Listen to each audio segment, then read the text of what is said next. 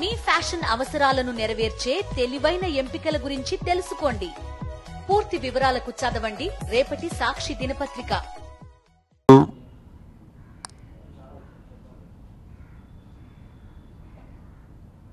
ఈ సమావేశాలు మీతో డిస్కస్ చేస్తున్న అంశం మీ ద్వారా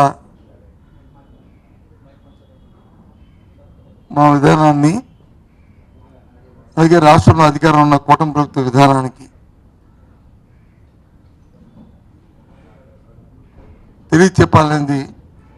తెలియచేయాలని డిమాండ్తోనే ఈ కాన్ఫరెన్స్ ముఖ్య ఉద్దేశం.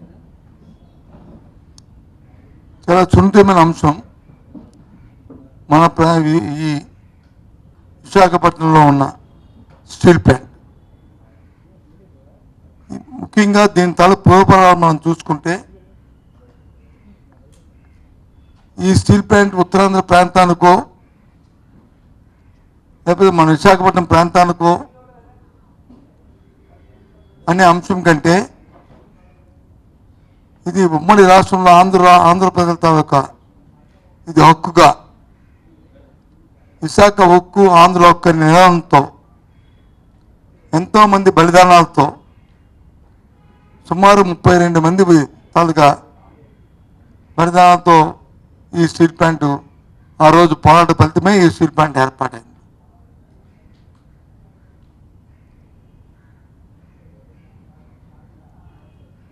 ఆ రోజు ఈ ప్రాంతంలో ఉన్న పోరాట యోధులు పూజలు తెన్నేటి విశ్వనాథం లాంటి పెద్దలు ఎంతో సమన్వయం చేస్తూ ఈ కార్యక్రమాన్ని ఆ రోజు నిర్వర్తించి ఈ ప్రాంత తాలూకా ప్రజల తాలూకా ఆశయాలకి, ఆంధ్రుల సెంటిమెంట్కి ఒక ఉద్యమ స్ఫూర్తితో ఆనాటి దేశ నాయకత్వం ఒప్పించి ఈ పరిశ్రమను తీసుకొచ్చారు ఈ ప్రాంతానికి. ఈ ప్రాంత రైతులు సుమారు 32,000 ఎకరాలని, 5,000 ఒక ఎకరం, 1,000, 2,000, 32,000 ఎకరాలని ఈ పరిశ్రమ కోసం ఆనాడు ఇచ్చిన సందర్భాన్ని కూడా మరొకసారి మనం మననం చేసుకోవాల్సిన అవసరం ఉంది. అటువంటి ఈ పరిశ్రమని తర్వాత కొంతకాలం తర్వాత ఏర్పాటైన తర్వాత దాంట్లో పరిశ్రమని ఆనాటి ముఖ్యమంత్రి రాజశేఖర రెడ్డి గారి హయాంలో 2008వ సంవత్సరంలో దేశ ప్రధానిగా మన్మోహన్ సింగ్ గారు ఉన్న నేపథ్యం ఉన్న సందర్భంలో పరిశ్రమకి మళ్ళీ ఎక్స్పాన్షన్ చేసి సుమారు 11,000 కోట్ల రూపాయలు దానికోసం మళ్ళీ కేంద్ర ప్రభుత్వం దానికి వెచ్చించి దాన్ని ఎక్స్పాన్షన్ చేసిన సందర్భాన్ని కూడా ఒకసారి మనం గుర్తు చేసుకోవాలి.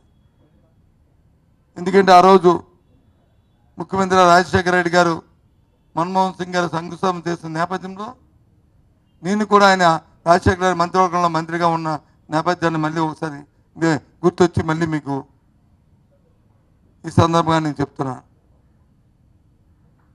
అటువంటి ఈ పరిశ్రమని ఈ ఎన్డీఏ ప్రభుత్వం కేంద్రంలో వచ్చిన తర్వాత వచ్చిన దగ్గర నుంచి కూడా దీంట్లో బాలెన్స్లు దీనికి ప్రారంభమయ్యాయి. దీన్ని ప్రైవేటైజేషన్ చేద్దామని, ప్రైవేట్కి అమ్మేయాలని అంచెలంచెలుగా మరి ప్లాంట్ని దాని తాలూకా సామర్థ్యాన్ని తగ్గించుకుంటూ చేస్తూ వస్తూ ఉంటున్న సందర్భాన్ని కూడా ఒకసారి ఆలోచన చేస్తే ఒకరి మీద ఒకరిని ఆడిపోసుకోవడమో లేకపోతే వేలెత్తి చుమ్మెట్టుకోవడమో కాదు ఈ సందర్భం.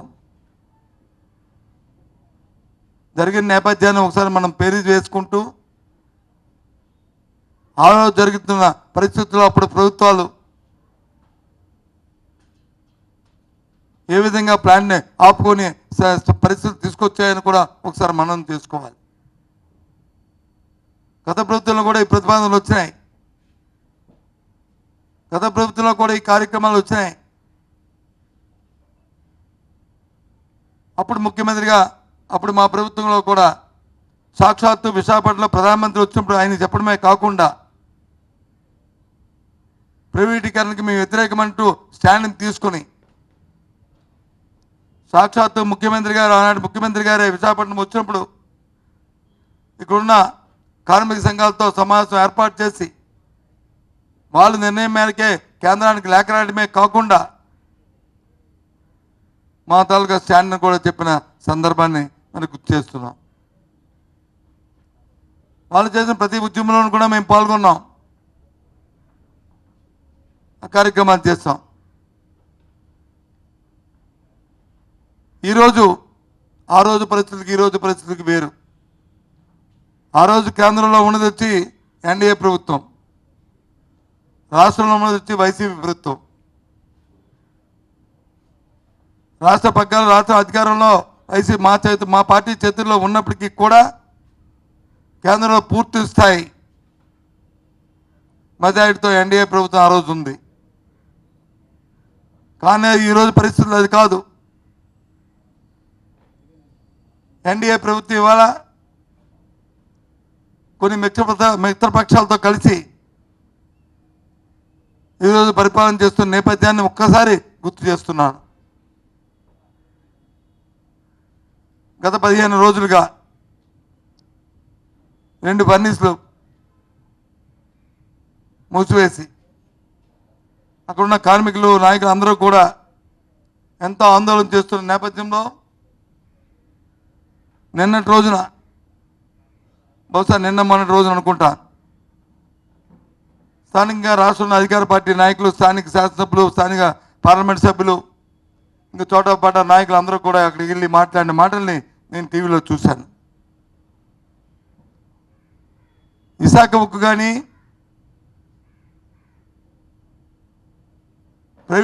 ప్రైవేటీకరణ అయిపోతే ఆ శాసనసభ్యులు అంటారు మా పదవికి రాజీనామా చేస్తానంటారు. పార్లమెంట్ సభ్యులు అంటారు నేను కొద్ది రోజు దాన్ని ఆపుతాను, మీ అందరూ కూడా పనులు చేస్తారు, కానీ ఉత్పత్తి పెరగకపోతే, వ్యయం పెరిగిపోతే మరి అప్పుడు మనం ఏమీ చేయలేమని చెప్పి సన్నాయి నొక్కులు నొక్కుతున్నారు. నేను ఒకటే సూటుగా అడుగుతున్నాను, మీ ద్వారా ఆ పార్టీని డిమాండ్ చేస్తున్నాను. ఈ రాష్ట్రంలో ఉన్న ఆంధ్రులందరూ ప్రజలందరికీ కూడా తెలియపరుస్తున్నాను, ఈరోజు శాసనసభ్యుడో పార్లమెంట్ సభ్యుడో లేకపోతే నేను ఎమ్మెల్సీగా ఎలవైపుగా ఉండి మేమేదో రాజీనామాలు చేస్తే మా రాజీనామాల వల్ల ఒరిగేది లేదు, మా రాజీనామాల వల్ల జంకేది లేదు, మా రాజీనామా వల్ల ఒరిగేది లేదు, పెరిగేది లేదు.